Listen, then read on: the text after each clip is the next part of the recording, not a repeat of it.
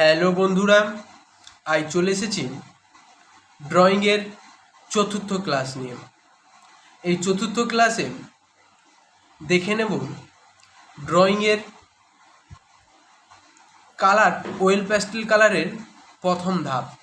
কালারটা আমরা কেমন করতে হয়, ঠিক কালার শুরু করবার মুহূর্তে কেমন করতে হয় সেইটাই আজকে এই চতুর্থ ক্লাসে আমরা দেখব। চতুর্থ ক্লাসের সঙ্গে থেকেও পুরো ভিডিওটা দেখো, বুঝতে পারবে তোমরা। দেখো, পার্ট 1, পার্ট 2, পার্ট 3 ক্লাসে তোমরা দেখেছো যে পেন্সিল দিয়ে আমি সোজা লাইন টেনেছিলাম। এবারে পার্ট 4 ক্লাসে যেটা দেখবো, রং দিয়ে সোজা লাইন টানা। এইভাবে সরু সরু করে রং দিয়ে সোজা লাইন টানতে থাকো। সেই একই রূপভাবে দাঁড়ি, বাম থেকে ডানে, কষি, এইভাবে বিভিন্ন লাইন রং দিয়ে টানতে থাকবে। এরপর চতুর্থ ক্লাসে এটা দেখাবো। তারপর তোমরা দেখতে পাবে কীভাবে আমি সেই একই পেন্সিল দিয়ে করা জিনিসগুলো আমি রং দিয়ে করছি। দেখো তোমরা,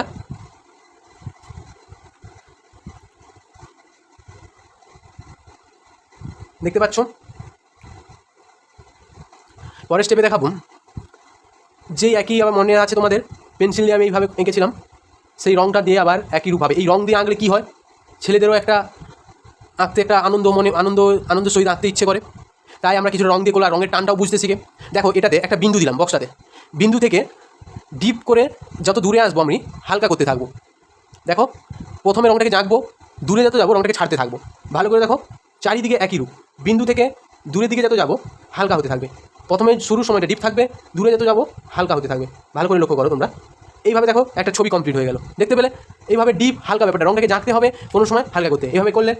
এরপর দেখো বিভিন্ন ধরনের বক্স বানিয়ে নাও। দেখো আমি বক্স বানিয়ে নিচ্ছি, রং দিয়ে আমার বক্স একটা তৈরি, দেখতে পাচ্ছ। এই বক্সটাকে দেখো আমি ডিপ করে নেব।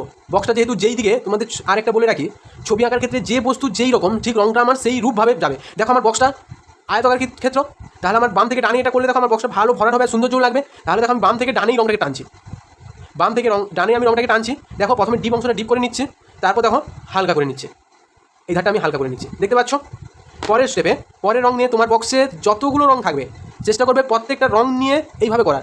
তাতে তোমাদের যে ছবি আঁকার ক্ষেত্রে এখন তোমরা ছবি আঁকার ক্ষেত্রে যে লাইট ডার্ক ব্যাপারটা তোমরা জানতে পারবে। এই লাইট ডার্ক ব্যাপারটা অতি গুরুত্বপূর্ণ। আজ থেকে তোমরা শিখলে এটা খুব ভালো হয়, ছবি সৌন্দর্য লাগে, ছবি জীবন্ত বলে মনে হয়।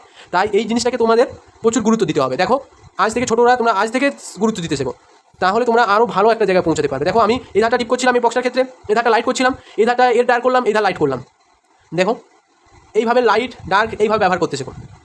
পরের স্টেপে পরের রং নিয়ে তোমরা যে যার কালার যেটা আছে, বক্সে যতগুলো কালার আছে প্রত্যেকটা কালার দিয়ে ডার্ক লাইট এইভাবে প্র্যাকটিস করতে থাকো।